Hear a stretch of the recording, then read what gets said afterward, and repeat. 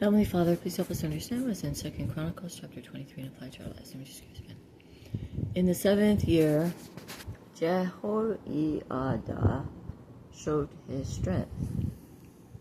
He made a covenant with the commanders of units of 100.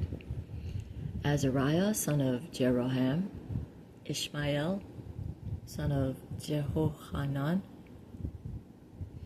Azariah, son of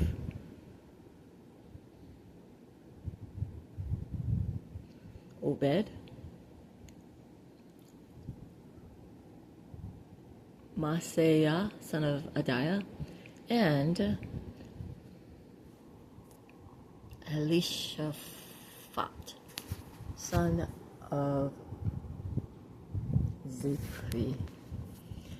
They went throughout Judah and gathered the Levites and the heads of the Israelite family from all the towns.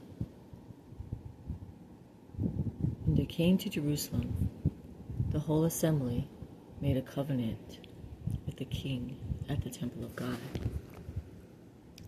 Jehoiada said to them,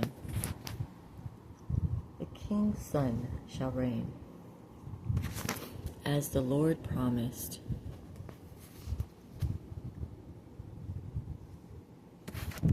Concerning the descendants of David. Now this is what you are to do. A third of you, priests and Levites, who are going on duty on the Sabbath, are to keep watch at the doors. A third of you at the royal palace, and a third at the foundation gate. And all the other men are to be in the courtyards of the temple of the Lord.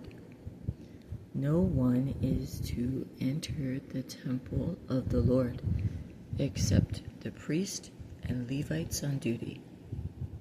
They may enter because they are consecrated, but all the other men are to guard what the Lord has assigned to them. The Levites are to station themselves around the king, each man with his weapons in his hand. Anyone who enters the temple must be put to death. Stay close to the king wherever he goes." The Levites and all the men of Judah did just as Jehoiada the priest ordered. Each one took his men, those who were going on duty on the Sabbath, and those who were going off duty. For Jehoiada the priest had not released any of the divisions. Then he gave the commanders of units of 100 the spears and the small shields that had belonged to King David and that were in the temple of God. He stationed all the men, each with his weapon in his hand, around the king, near the altar and the temple, from the south side to the north side of the temple. Jehoiada and his sons brought out the king's son and put the crown on him. They presented him with a copy of the covenant and proclaimed him king. They anointed him and shouted, "Long live the king."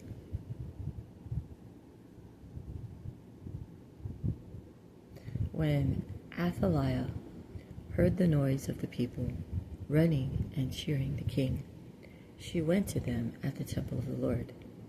She looked, and there was the king standing by his pillar at the entrance.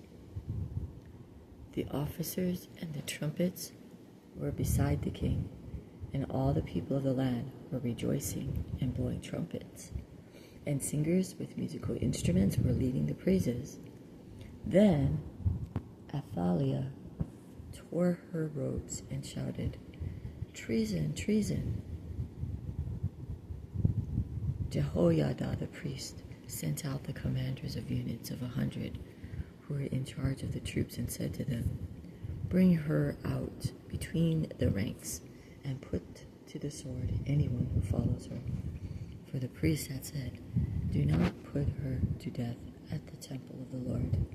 So they seized her as she reached the entrance of the horse gate on the palace grounds, and there they put her to death. Jehoiada then made a covenant that he and the people and the king would be the Lord's people. All the people went to the temple of Baal and tore it down.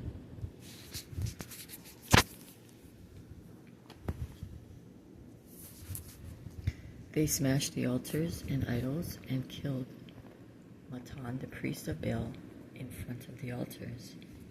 Then,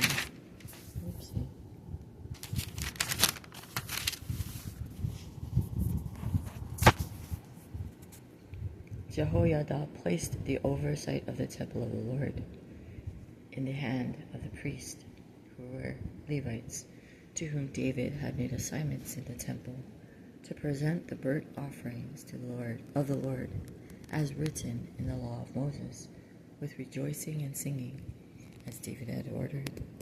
He also stationed doorkeepers at the gates of the Lord's temple, so that no one who was in any way unclean might enter.